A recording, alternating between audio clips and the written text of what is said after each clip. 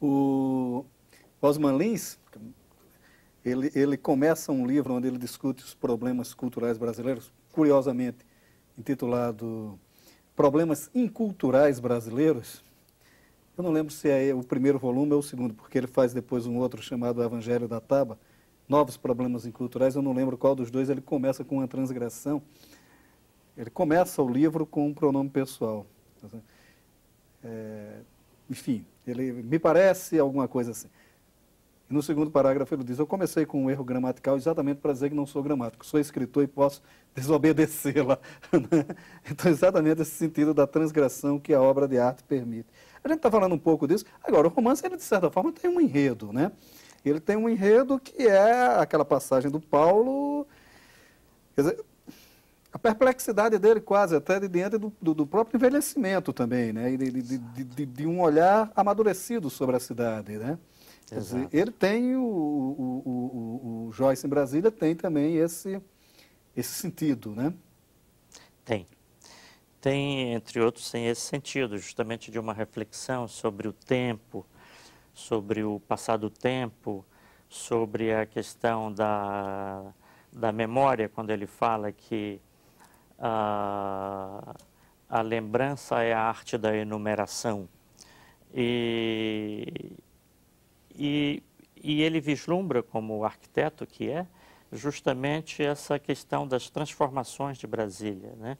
Das possíveis transformações e até do imperativo da transformação, porque ele tinha como ideia a questão de situar o humano no urbano.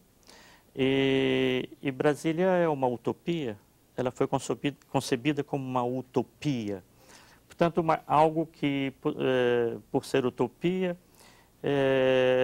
algo sempre um vir a ser, algo que não realizável, porque a vida social tem uma dinâmica própria, as pessoas vão moldando os seus próprios caminhos, as suas próprias veredas, as suas próprias trajetórias. E o humano na cidade, ela vai moldando, inclusive, o urbano. E o Paulo, esse arquiteto, ele reflete muito bem essa questão da transformação. O outro livro que você está lançando, O Anjo da Solidão, é exatamente o oposto desse trabalho de linguagem, desse trabalho mais, até mais reflexivo sobre a condição humana, né? O Anjo da Solidão que trata de uma chacina no Maranhão no início do século passado, na década de 20, Isso. né, de 1920. Né? E é baseado em um fato real, né? Quer dizer, Exato. Que fato foi esse e como é que foi isso? Comparativamente com James Joyce em Brasília, que é uma espécie de romance de laboratório e tem uma certa densidade criativa, eu optei pelo Anjo da Solidão pelo meio termo. Ele não é um romance eminentemente tradicional, mas ele também não é um romance de laboratório. Ele fica no meio termo. Ele é baseado numa história real, justamente como você se refere, de um imigrante que vai para o Maranhão, como vários nordestinos, cearenses, porque o Maranhão é uma zona de transição entre o Nordeste e a Amazônia. Era um estado que tinha, nessa época, um regime de chuvas regulares, as terras férteis, e ainda supostamente tinha muitas terras livres, e tinha terras livres. Depois é que foi chegando os grileiros se apropriando do produto do trabalho, exigindo meação, exigindo contrapartida em termos de produtos dos poceiros. Então, os imigrantes cearenses que foram muito para o Maranhão a partir da seca de 1877, foi uma grande seca que assolou o Nordeste, sobretudo o Ceará. Eles foram para o Maranhão. E lá chegando, o Manuel Bernardino, que é o personagem principal e inspirador do romance, Ele era uma pessoa que tinha, que tinha ideias, uma cabeça aberta, que tinha uma visão social, que solidário, que fundou uma comunidade, que com seus próprios recursos comprava caderno, lápis para dar para as crianças, incentivava as pessoas a melhorarem de vida. E isso, então, aguçou um pouco o temor dos latifundiários da Redondeza. E aí começou a repressão. E houve essa chacina, que foi depois, foram enterrados no mesmo lugar, que ele chamou justamente do cemitério dos fuzilados, e isso causou uma grande indignação. Mas até então era uma espécie de revolta de pequena escala e quase solitária, mas que depois se transformou numa grande revolta com a passagem da coluna Prestes, na qual ele se engaja, ele e os seus companheiros. E aí ele livra grandes, ele participa de grandes combates, tenta corrigir as injustiças. Ele não é um bandido social, ele é um revoltoso.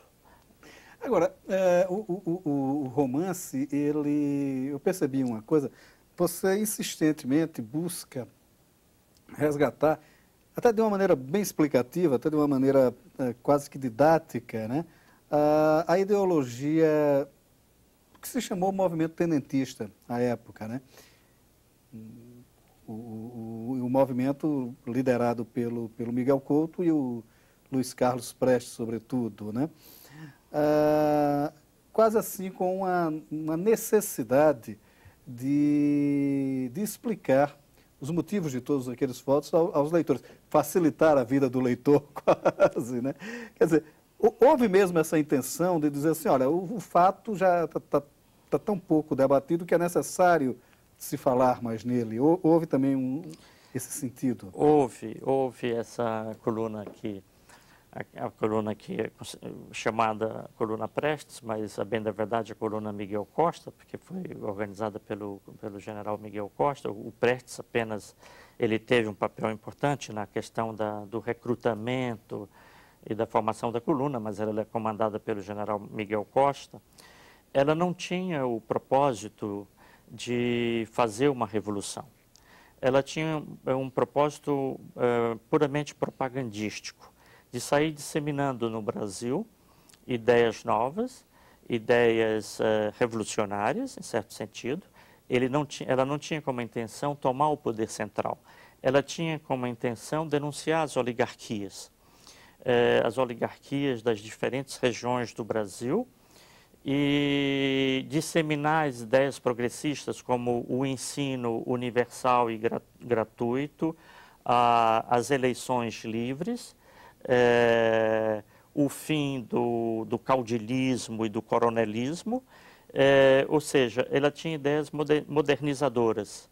Essa é a função principal da coluna Prestes. Não era tomar o poder central, mas fazer uma grande propaganda anti-oligarquia no Brasil inteiro, formar consciências, educar politicamente a população, combater as oligarquias, disseminar ideias como a educação universal e gratuita e justamente a questão do voto livre.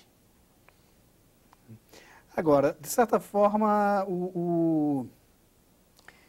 você consegue, de certa forma, juntar isso dentro de uma estrutura do romance relativamente tradicional, romance mais formal e também quase como uma prestação de contas ao que foi o romance social da década de 30.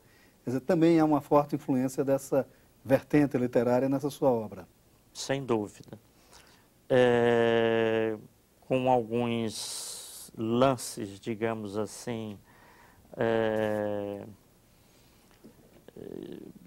eu não usaria dizer que saído do realismo mágico, porque justamente tem algumas descrições que poderiam ser interpretadas como saídas do realismo mágico, mas que foram descritas próprio Diário de Campo da Coluna Prestes, escrita pelo Moreira Lima, e depois a transformação do personagem principal na figura de um anjo.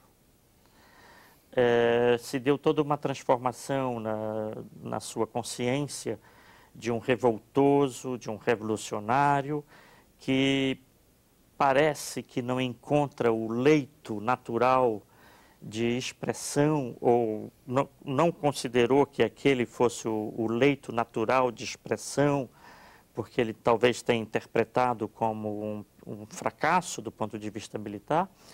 Ele então procura uma outra via, uma via, digamos assim, mística, religiosa, em que ele se transformaria no final num anjo, um anjo da solidão, porque é uma tomada de posição absolutamente solidária.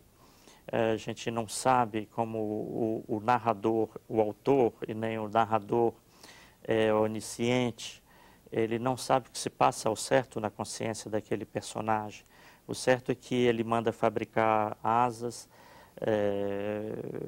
de anjo e sai pelos povoados procurando os antigos desafetos, pedindo perdão, pregando uma boa nova. E é aquela questão de fundo do imaginário do sertão brasileiro, em que as coisas se misturam, desde a revolta de cunho revolucionário até o misticismo profundamente religioso. E como eu digo no primeiro romance, o James Joyce em Brasília, a cultura brasileira ainda é um liquidificador de tudo. É uma grande mixagem de elementos. O Luiz da Câmara Cascudra, que uma vez perguntaram se ele acreditava em lobisomem, ele disse: aqui na cidade não, mas lá no sertão, na noite escura, eu acredito. Sem dúvida. Então é isso. Como também na Cavalacanga, que aparece no livro. Exato. E que causa grande pavor nas volantes, nas forças da polícia, né? Que isso, quando via, por exemplo, um cortejo nupcial dentro da mata, confundia com a Cavalacanga, ou com o lobisomem, justamente, que são de entes mitológicos da cultura brasileira e que está bem presente no nosso imaginário. Pedro, obrigado pela sua participação aqui no Leituras. Eu que agradeço, Maurício. Muito gentil o seu convite, agradeço a todos os telespectadores da TV Senado.